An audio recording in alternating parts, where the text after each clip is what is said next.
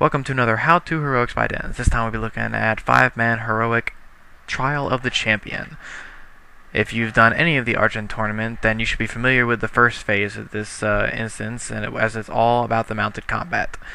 You hop on a horse with your lance, and you have the same basic abilities as if you were doing the Argent tournament. You stack your shield to 3, so it's glowing green around you, and then you take down their shields with lance throw and charge, and then you kill them. Focus fire is really important here, not so much on the little mobs, but when you fight the 3 champions, they can gang up. They'll gang up on one person or so, and it makes it they can take them down really fast. So if you do find that you're the one primarily with aggro, what you can do is just run in a nice big circle around the room. Just try to keep out of range. They'll be throwing their lances at you and whatnot, but I mean, at least they won't totally overwhelm you and knock you off your horse. If you do get knocked off your horse, you can run to the edge of the room and grab another horse and remount and rejoin the fight. Another thing about this instance is at any point in time during this instance, you can, if you die, you can run back and rejoin the instance at any time. And you can also run out at certain times, like the first fight when you're fighting the mounted guys. When you beat them all and hop off, you can run out of the instance to make a reset, so you can fight them in a more organized manner. When you do knock them off, you need to watch out because they will get back up and try to get to another mount and continue fighting mounted combat. So all you do is just run over them and it knocks them back down. And once you knock all 3 of them off, you are automatically dismounted, and the best way to do it is just to run out of the instance, so it resets them to just a normal combat thing that you can engage at your will, and then proceed from there. Based on what you got for the mounted portion, you'll have 3 out of any possible 5 horde race / class enemy bosses to fight. The Tauren is a shaman, essentially. The undead is rogue. The blood elf is a mage. The troll is a hunter. And the orc is a warrior. The most dangerous 3 out of these 5, in my opinion, would be the warrior because he whirlwinds and mortal strikes, the rogue because he throws poison everywhere and just does lots of damage and AoE and whatnot with his poisons and fan of knives, and the Tauren for the healing that he does. The hunter will shoot at you and add nature damage to his shots and whatnot, and the mage will polymorph and basically fire damage from the mage. Those 2 are just not so important, but if you get all 3, the warrior, the shaman, and the rogue, to be prepared for a tough fight. My recommendation is to kill the rogue first to get the AoE damage out of there, and then go either warrior or shaman after that. After you beat those 3, you talk to the crier again, and he will start the next wave of the instance, which will be 3 waves or 3 groups of 3 mobs, and then after you beat all of them, it'll be a boss, either a priest or a paladin. As far as the groups of 3, there's going to be a priestess, a light wielder, and a monk. You want to kill the priestess first, because heals, dots, and in heroic they mind control, so that's extra bad. You can dispel or purge it if they do put it on someone.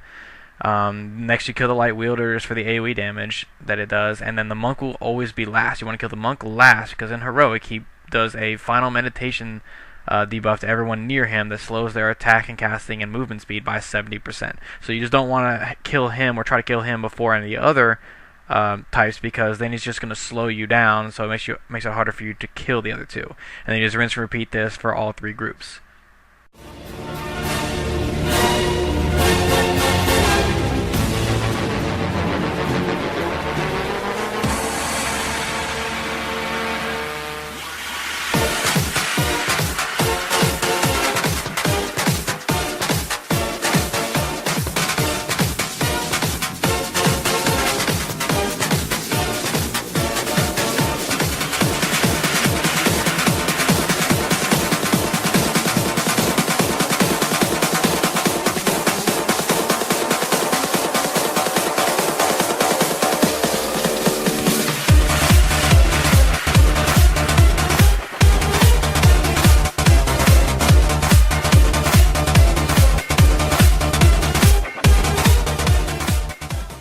first one I'm going to show you is the Paladin. He is by far the easier of the two bosses. He has 3 abilities. A Holy Nova that he announces casting, and all you have to do is turn around and not look at him. Make sure you aren't your eyes are facing away from him when he casts it, and will do nothing to you. If you're looking at him, it will confuse you and dot you. Another thing he does is Hammer of Justice, which is going to stun one person of the party, and then he's going to Hammer of Wrath them. The Hammer of Wrath hits for 16,000.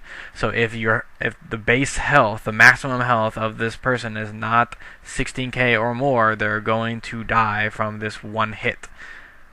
You can remove Hammer of Justice, the stun. If you can remove it, they will catch the hammer that he throws at them, and then all you have to do is hit 1, and it will throw it back at him and do 16k to the boss. It's an achievement if you can kill him with his own hammer.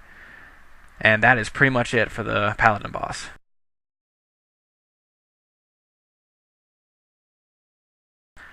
The priest fight, on the other hand, is completely different as far as difficulty goes. You fight her by herself at first, and then at 30-50% or so, she knocks you back and stuns you, summons a shadow. You ignore her at this point. She will continue to randomly cast smites and holy fires on the party, but you ignore her and fight the shadow. The shadow, despite what some people say, it always has the same abilities regardless of what it looks like. It will fear you for a few seconds, and it will shadow dot you. So, I mean, other than tanking the shadow, which is tankable, the priest is doing random damage to the party, and that's what you got to heal through. The shadow will do his fear and randomly put a dot on a random party member. So there's lots of random damage in this fight, as the priest is not tankable at this point, and the shadow will randomly put his dot on people. So just watch out. If you have some kind of fear removal, Tremor Totem is like awesome for this fight. Otherwise, you just have to hope for the best, keep the AoE heals up, and once you beat the shadow, you finish killing her, and then that's it. Now we're at the Black Knight, final boss. He has 3 phases.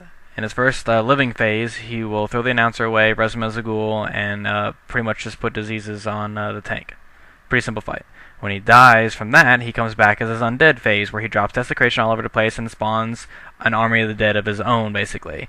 They all can explode, so it's an achievement if you avoid all the corpse explosion from his massive ghoul army. Then it's his ghost phase. His ghost phase is a DPS race because he constantly does AoE shadow damage to the entire party. The longer you take, the more shadow damage you take.